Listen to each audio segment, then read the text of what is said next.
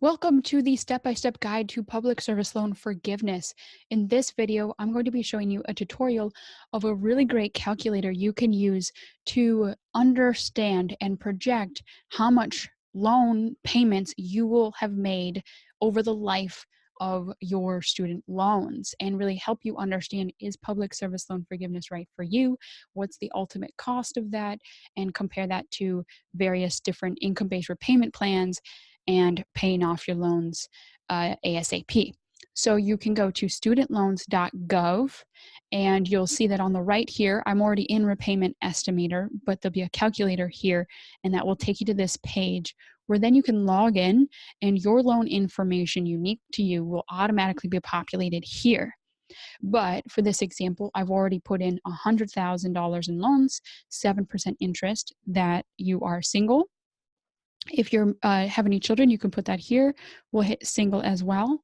We're going to put adjusted gross income of 70,000. And what's really nice is you can adjust this and automatically see the calculator change.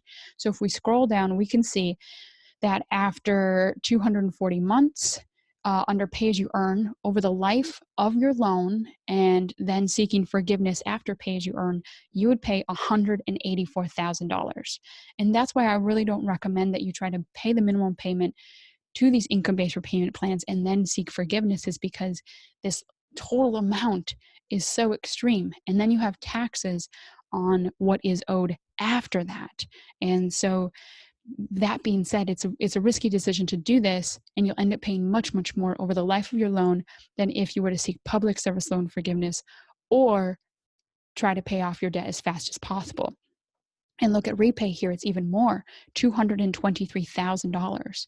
Now, let's say we made more, that's 1 year, but if we made more, then all of a sudden that changes and now it becomes, oh, I don't know, not quite sure why it went down. If I made 80,000 here.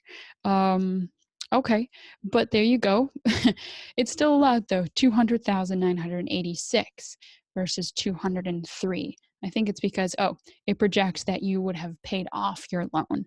And so that's why it actually went down, is because based on that, based on those earnings, you would have paid enough to be able to pay it off.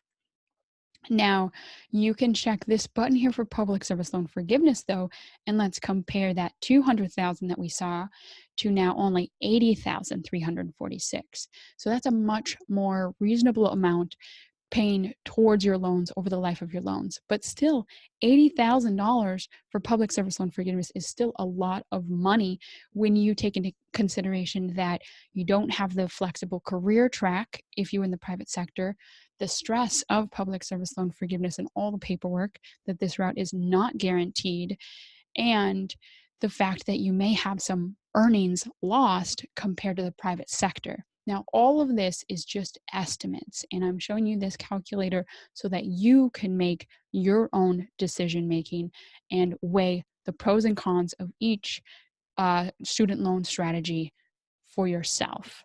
Once again, this is studentloans.gov.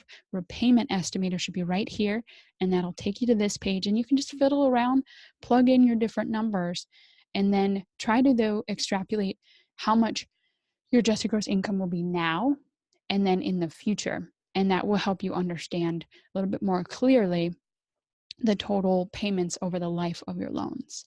Thank you, and I'll see you in the next lesson.